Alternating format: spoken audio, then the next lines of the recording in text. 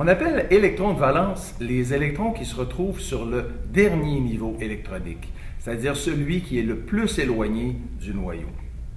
On s'intéresse particulièrement à ces électrons en chimie car comme ils sont éloignés du noyau, ils sont moins retenus par ce dernier, donc beaucoup plus faciles à arracher. Et de même, quand un atome gagne un ou plusieurs électrons, c'est sur le niveau de valence qu'ils iront se placer.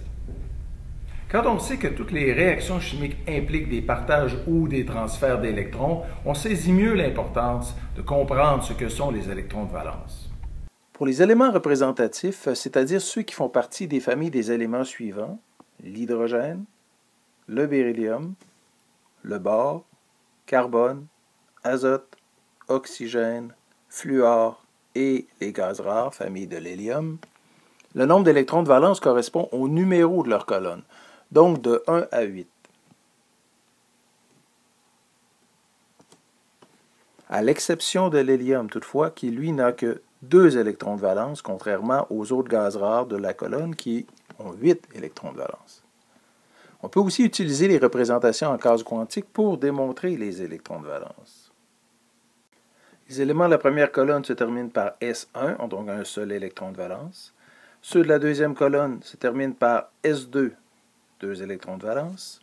Troisième colonne, S2P1, 3 électrons de valence au total.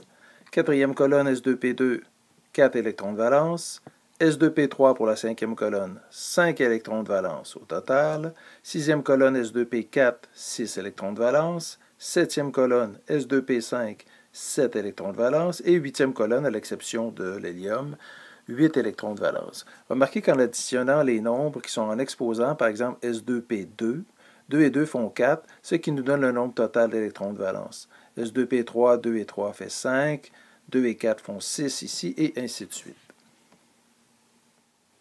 Pour les éléments de transition, soit ceux qui font partie des familles du scandium jusqu'au zinc, le nombre d'électrons de valence correspond aux électrons qui sont sur le niveau N le plus grand, c'est-à-dire 2 électrons de valence, à l'exception des familles qui font exception à l'ordre de remplissage, c'est-à-dire la famille du chrome, qui se termine en S1, donc qui a un seul électron de valence, et les éléments de la famille du cuivre, qui se terminent également en S1, qui n'ont qu'un seul électron de valence.